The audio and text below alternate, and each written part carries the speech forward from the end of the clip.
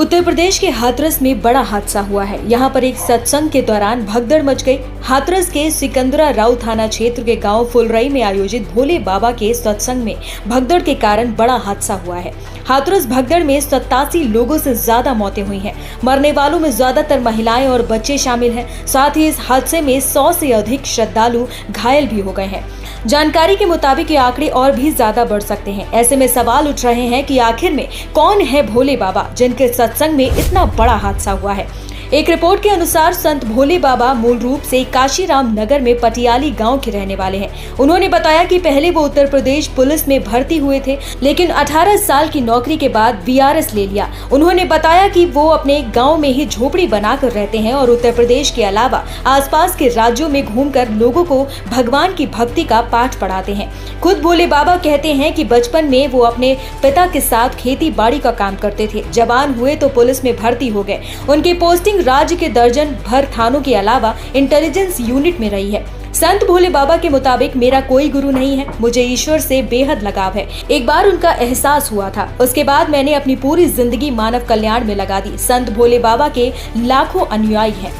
2 साल पहले भी जब देश में कोरोना की लहर चल रही थी, उस समय उत्तर प्रदेश के फर्रुखाबाद में मई 2022 में उनके सत्संग का आयोजन किया गया। जिला प्रशासन ने सत्संग में केवल 50 लोगों के शामिल होने की अनुमति दी गई थी, लेकिन कानून की धज्जियां उड़ाते हुए 50,000 से ज्यादा अधिक लोग सत्संग में शामिल हुए थे। यहाँ उमड़ी भीड़ के चलते शहर की यातायात व्यवस्था ध्वस्त हो गई। इस कार्यक्रम में कई हजार लोग मौजूद थे। कार्यक्रम के आयोजकों ने कार्यक्रम के लिए अनुमति मांगी थी, मगर जो प्रशासन को भक्तों की संख्या के बारे में जानकारी दी गई थी, उससे कई ज्यादा भक्त कार्यक्रम में मौजूद थे। देखिए, घटना अत्यंत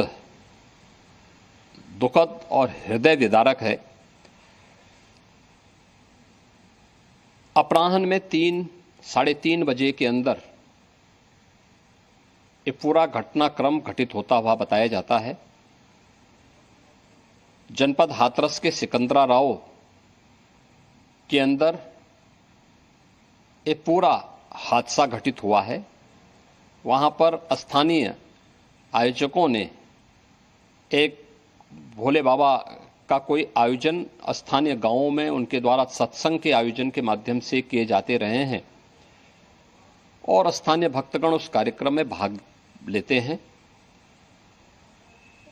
उस समय जब मंचीय कार्यक्रम संपन्न हो चुका होता है तो बताते हैं कि जब सत्संग के प्रवचनकर्ता वहां से मंच से उतर रहे थे तो उनकी तरफ अचानक भक्तों की भीड़ उन्हें छूने के लिए उधर जा रही थी और सेवादारों के द्वारा रोकने पर यह हादसा वहां पर घटित हुआ।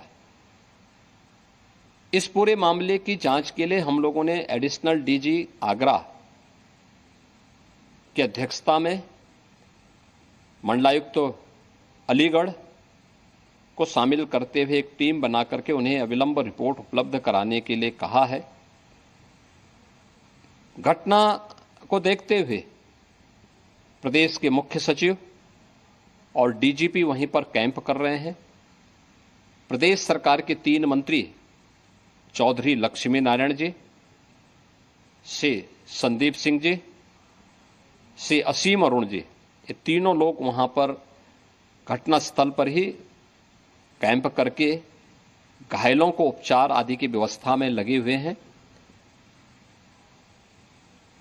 आदरणीय प्रधानमंत्री जी ने भी और आदरणीय गृह मंत्री जी ने भी इस घटना पर अपना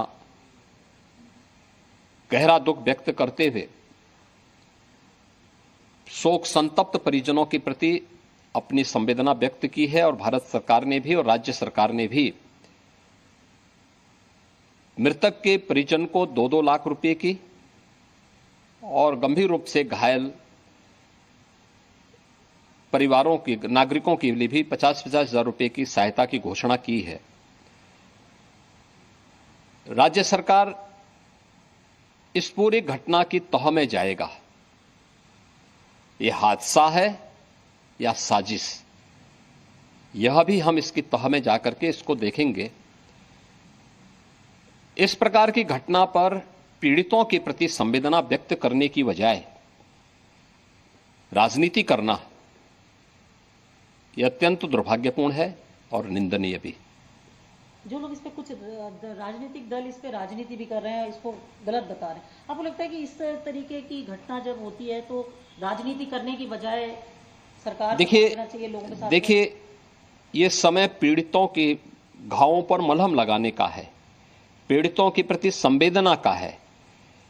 सरकार इस मामले में पहले से संवेदनशील है और सरकार इस मामले की तह में जाकर के साजिशकर्ताओं को भी और इस घटना के जिम्मेदार जो हैं उनको भी उचित सजा देगी।